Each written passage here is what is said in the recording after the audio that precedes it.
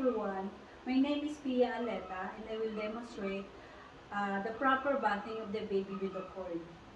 The rationale of this bathing is to keep the baby fresh and clean. So, I gathered the materials I am using for the bathing and also I washed my hands. I fill the tub with the warm water, lukewarm water.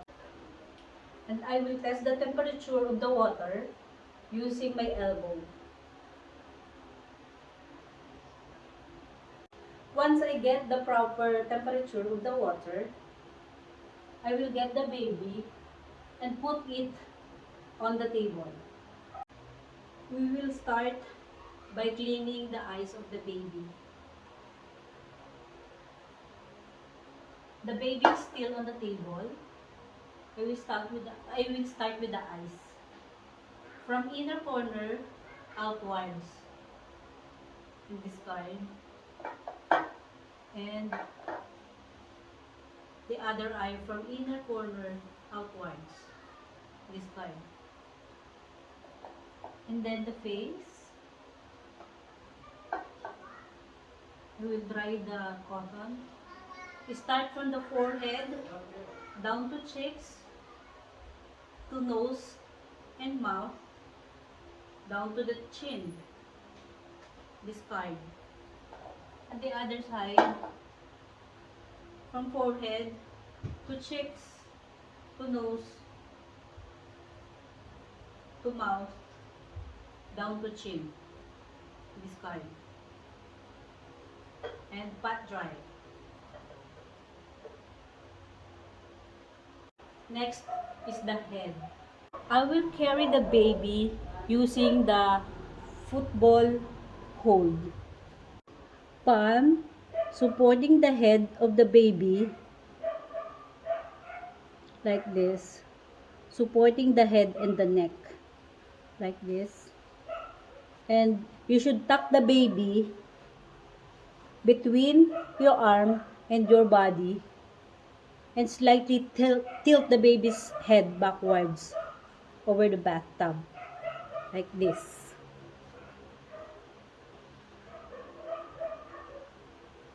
Like I will wash the head gently like this.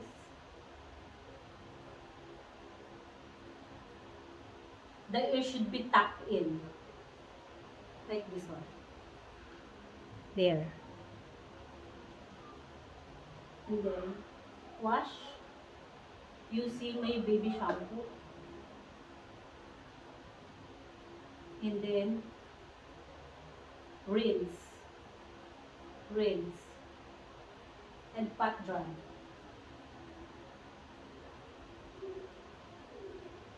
Put the baby on the table. I will now unswaddle the baby and undress the baby to wash the body part. So, there.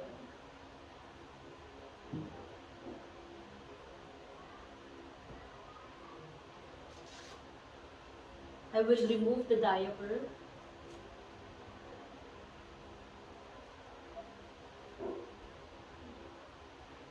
And I will wash the body. So I have a good grasp now. I will sit the baby on the bathtub, tilting the head here.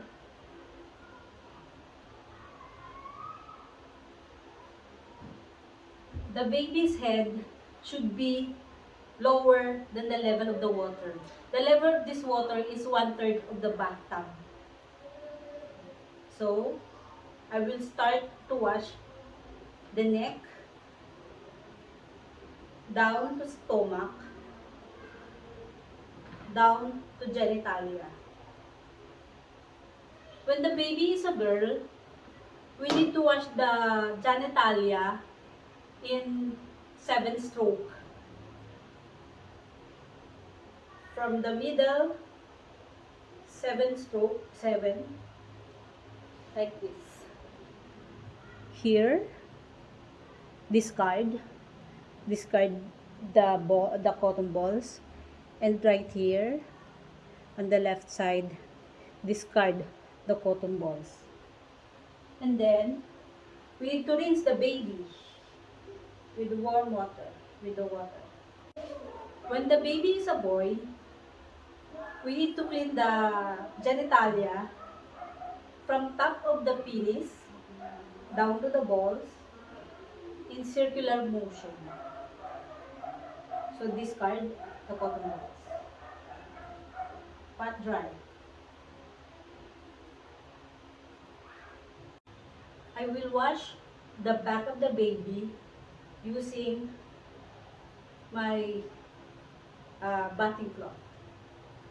Here, squeeze out the excess water, and then here. From neck over to buttocks and down to the feet of the baby. There. And then rinse the baby. Once you have washed the body of the baby, put the baby on the table using a clean towel. Dry pat the baby, the ears, the neck, the armpit of the baby, the fingers in between, the genitalia, the feet and the toes of the baby. It should be properly dry pat. Before we dress or put the diaper on, we need to clean the umbilical cord. So before cleaning the umbilical cord, I have cotton balls and ethyl alcohol. So before cleaning the umbilical cord, I need to wash my hands first. So I will get the cotton balls, put an ethyl alcohol, and we need to clean first the base of the umbilical cord. It has to be cleaned in a circular motion like this. And then discard. And then the cord itself. I will clean the cord like here.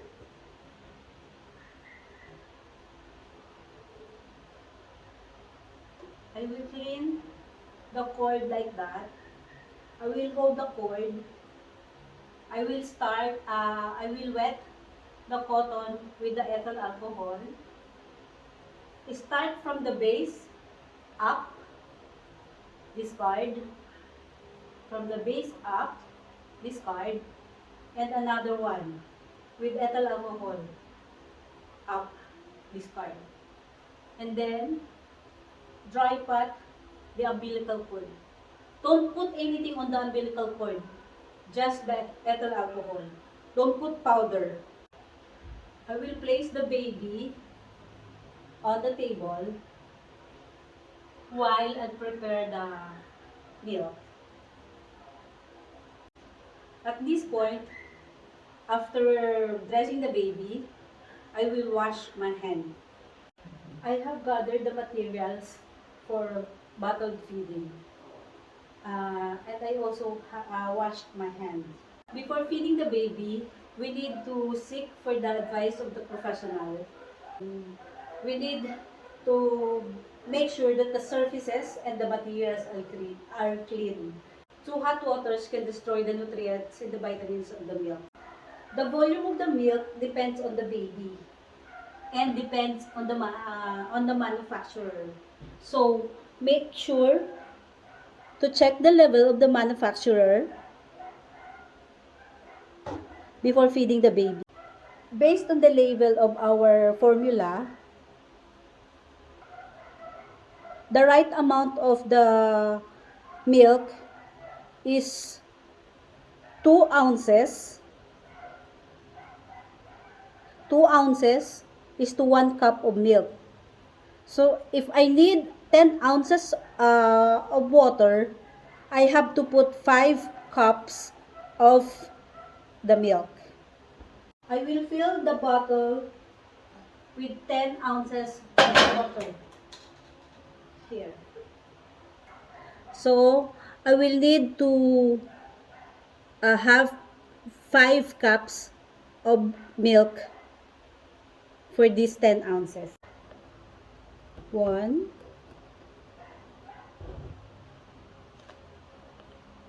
2, 3,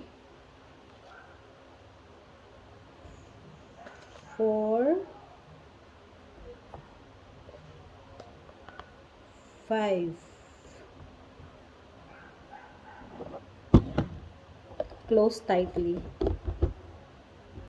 So after mixing the milk in the water, you should need to dissolve the milk on this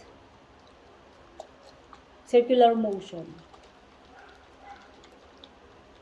So the rationale of this circular motion is to prevent the accumulation of the air inside the bottle. See, you can shake it in about 10 seconds or 15 seconds, or when until the milk is properly dissolved. So after the dissolution of the milk, we will put the milk in the bowl with a tap water to cool down the milk. The level of the water should not be over the lid of this bottle. It should be below. So after that, after cooling down, I will test the temperature of the milk by using my wrist like this, here or there. So after cooling down, you can feed the baby.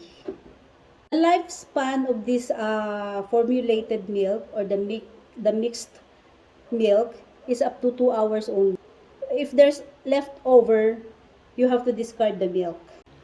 I am now ready to feed the baby.